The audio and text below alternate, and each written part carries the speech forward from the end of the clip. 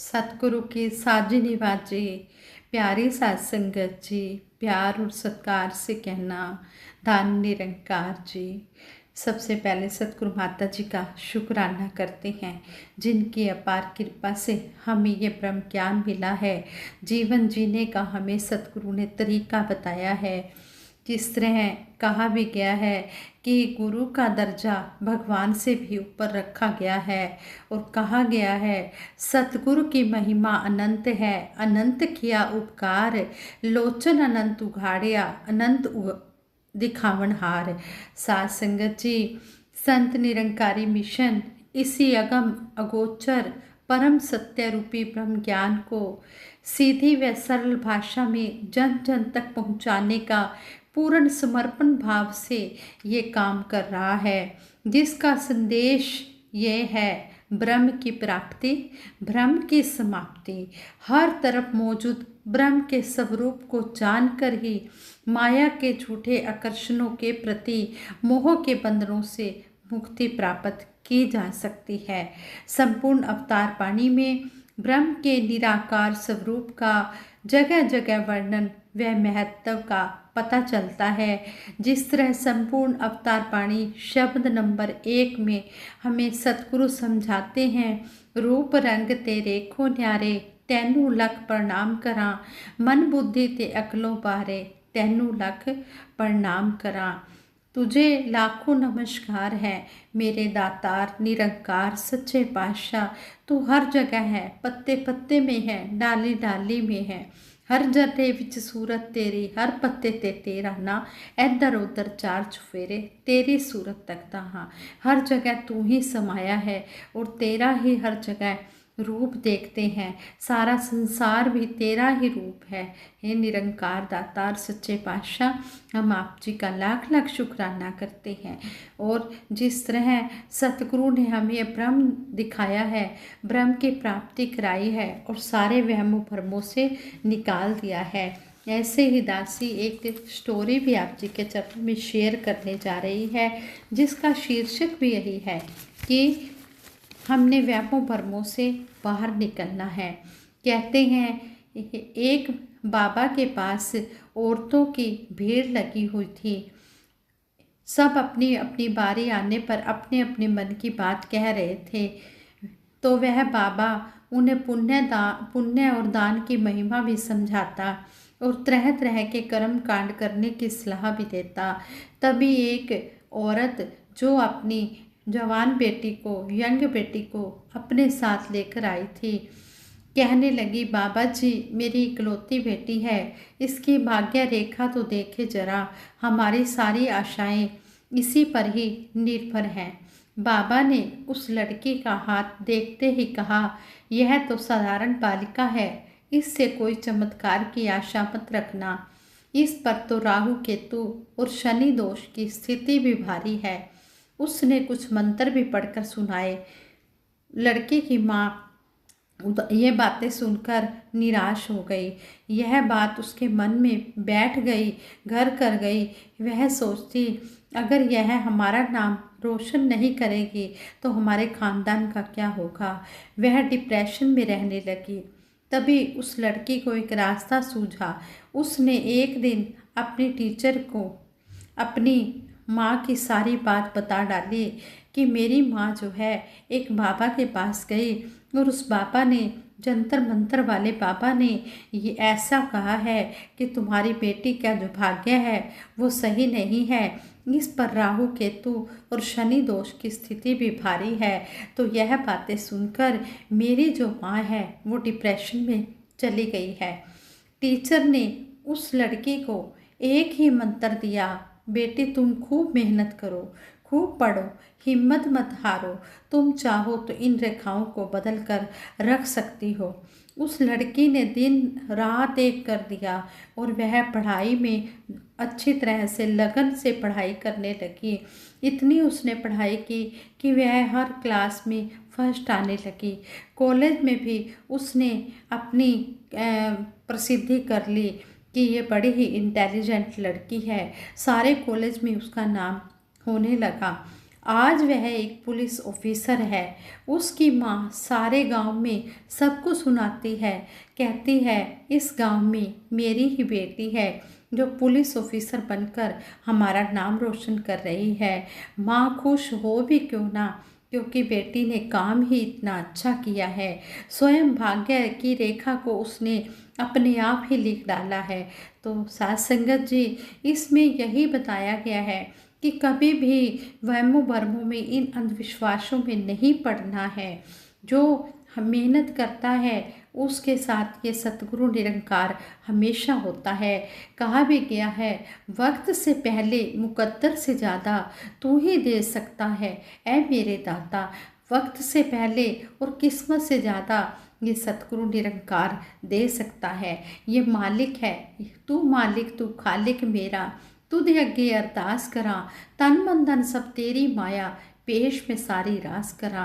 ये मालिक है, ये खालिक है, इसने सारी खलकत बनाई है, ये सारी खलकत को बनाने वाला है। इसके आगे ही हमने अरदास करनी है कि सच्चे पातशाह जो आप जी ने हमें ये ब्रह्म ज्ञान से जोड़ा है, ये निरंकार दिखाया है, सबसे महत्वपूर्ण काम, सबसे पहला काम, सबसे इम्पोर्टेंट काम सतगुरु ने हमारा किया है। सच्चे पातशाह, हम आप जी का कर्जा नहीं उतार सकते, तेरे उपकार का कर्जा चुकाया जा नहीं सकता, कर्म ऐसा किया तूने भुलाया जा नहीं सकता। सच्चे पातशाह, हम आप जी के उपकारों का बदला नहीं चुका सकते। बस आप जी के चरणों में ये अरदास करते हैं कि ये दातार सच्चे पातशाह, जिस तरह आप जी ने हमें अपने चरणों से लगाया है इसी तरह लगा के रखना। जिस तरह हमें आप जी ने ज्ञान रूपी उजाला देकर वहमों भरमों से निकाला है, बस हम इन वहमों भरमों से निकले रहें, इनमें ना पड़े। आज वक्त का सतगुरु यही सिखा रहा है कि जितना जितना हम कर्म करते चले जाएंगे उतनी उतनी खुशियाँ मिलती चली जाएंगे। गुरु के वचनों को मानकर हमने अपना जीवन सुखी बनाना है और फिर दूसरों को भी प्रेरणा देनी है कि गुरु का वचन मानने में ही हमारी भलाई है, यही हमारी नमस्कार है। सतगुरु सच्चा पातशाह हर पल हमें दर्शन भी दे रहा है। तो कहा गया है, गुरु दर्शन दा फल है वड्डा, मन नू पाक बनांदा है, गुरु चरना दी तूड़ी पाके मन मैला तुल जाता है। जब सतगुरु के दर्शन होते हैं तो ये मन पवित्र हो जाता है। ये जो मन मैला होता है, ये सतगुरु के चरणों से, सतगुरु के दर्शनों से ये पाक साफ हो जाता है।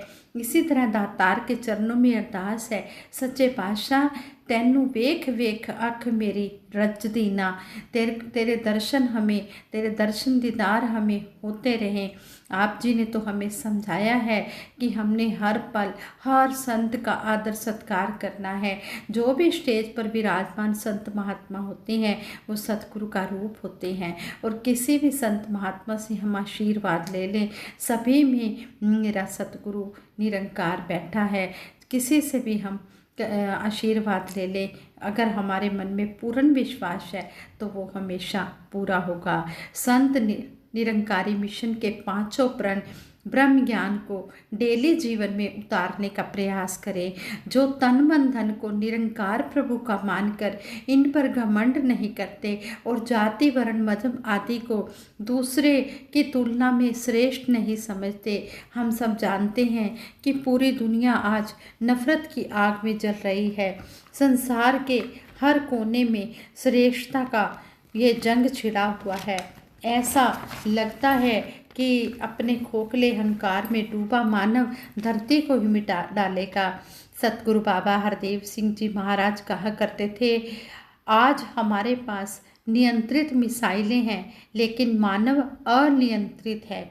आज जनसंहारक हथियार तो अपने लक्ष्य को पहचानते हैं, मगर जिसे इतना विवेकवान बनाया गया है वो इंसान अपने वास्तविक लक्ष्य से पूरी तरह भटक चुका है। इस भटके हुए इंसान को दोबारा सही रास्ते पर लाने और मानव को देवता बनाने के लिए ब्रह्म ज्ञान ही एकमात्र रामबाण औषधि साबित हो सकती है।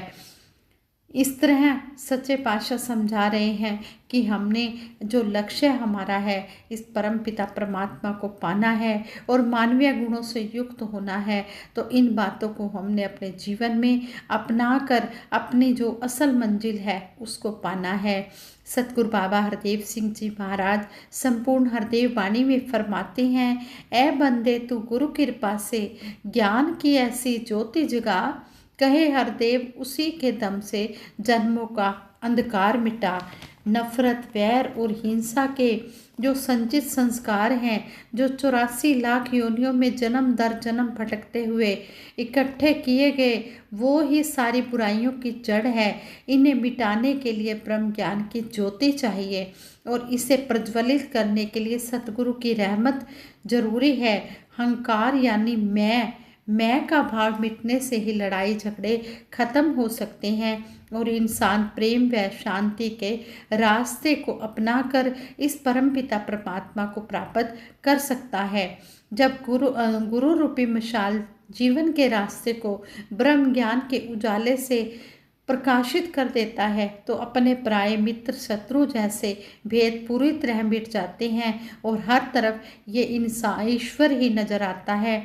और इस तरह कहते हैं कि जब सिखों और मुगलों का युद्ध चल रहा था तो श्री गुरु गोबिंद सिंह जी महाराज ने अपने शिष्य भाई कन्हैया को काम सौंपा कि प्यासे सैनिकों और खासकर घायल पड़े योद्धाओं को पानी पिलाएं। भाई कन्हैया कंधे पर पानी से भरा मश्क लटकाकर रण के क्षेत्र में जा पहुँचे और पूरे मन के साथ, पूरी लगन के साथ अपने गुरु के आदेश पालन में लग गए। वहाँ घायल पड़े मुगल सैनिकों को भी पानी पिलाने का आरोप उन पर लगाया गया और गुरु के दरबार में उनकी पेशी हुई। गुरु के सफाई मांगने पर भाई कन्हैया हाथ जोड़कर कहने लगे, सच्चे पातशाह, यह बात पूरी तरह सच है कि मैं सभी घायल सैनिकों को पानी पिलाता हूँ, क्योंकि आपके दी गई शिक्षा का असर ऐसा है कि मुझे सिर्फ घायल पड़े प्यास से कराहते इंसान ही दिखते हैं और उन सभी के अंदर एक ही प्रभु परमात्मा का वास नजर आता है। मुझे तो दुश्मन का चेहरा कहीं दिखाई भी नहीं देता। आप मुझे इसके लिए कोई भी सजा दे सकते हैं। इस पर श्री गुरु गोबिंद सिंह जी महाराज ने भाई कन्हैया की पीठ थपथपाते हुए कहा, तुमने मेरी सिखलाई शिक्षा को सही अर्थों में समझ लिया है, तुम मेरे सच्चे शिष्य हो। सतगुरु बाबा हरदेव सिंह जी महाराज वेदों का संदर्भ देकर अक्सर यही समझाया करते थे, मनुर्भव अर्थात मानव बनो। कोई इंसानी कोख से पैदा होने भर से इंसान नहीं बन जाता, उसके लिए इंसानी गुणों का होना बहुत जरूरी है। प्रेम, करुणा, सहयोग, सद्भाव को अपनाकर ही कोई इंसान कहलाने का हकदार साबित होता है। इस परम सत्य को बहुत ही पहले ही समझकर निरंकारी मिशन ने आध्यात्मिक एकता का नारा देते हुए कहा, एक को जानो, एक को मानो और एक हो जाओ। ब्रह्म ज्ञान रटन या बोलने भर की चीज ना होकर इसको कर्म में उतारने की चीज है। प्यार, नम्रता, विशालता को संसार भर में फैलाने का एक जीवंत मिशन है। ब्रह्म ज्ञान की ज्योति से सतगुरु ने यदि हमारे जीवन में उजाला भर दिया तो ये हमारा काम है कि हम अपने नए जीवन से दूसरों के जीवन में भी उजाला फैलाने में पूरी निष्ठा से जुट जाएं, ब्रह्म ज्ञान की खुशबू से खुद भी महकें और सबको महकाएं। साथ संगत जी, इस तरह हमें सीख मिल रही है। हमने इन वचनों को कर्म रूप में अपने जीवन में उतारना है, खुद भी सुखी होना है और प्रेरणा देकर दूसरों को भी सुखी करना है। दातार सच्चा पातशाह के चरणों में यही अरदास है, हे मेरे मालिक दीन दयाल दो जहाँ के वाली, सच्चे पातशाह आप जी के चरणों में दासी हाथ जोड़कर यही आशीर्वाद सभी के लिए मांगती है। हे मेरे दातार सच्चे पातशाह, सभी के ऊपर अपनी मेहर भरी नज़र रखना, मेहर भरा हाथ रखना। इसी तरह सभी हंसते खेलते हुए ये सेवा सिमरन सत्संग करते हुए अपनी ज़िंदगी व्यतीत करें। और दासी से विचार करते हुए बहुत सी गलतियाँ हुई होंगी, उन गलतियों के लिए सच्चे पातशाह आप जी दासी को क्षमा कर देना। संगत माँ आप जी क्षमा कर देना। साथ संगत जी सबके भले की कामना के लिए दासी सिमरन करवाएगी। सभी ने मिलकर इसमें सहयोग देना है। तू ही निरंकार मैं तेरी शरण हाँ मैनू बख्श लो। तू ही निरंकार मैं तेरी शरण हाँ मैनू बख्श लो। तू ही निरंकार मैं तेरी शरण हाँ मैनू बख्श लो। तू ही निरंकार मैं तेरी शरण हाँ मैनू बख्श लो। बोलिए सतगुरु माता सुदीक्षा सविंदर हरदेव जी महाराज की जय।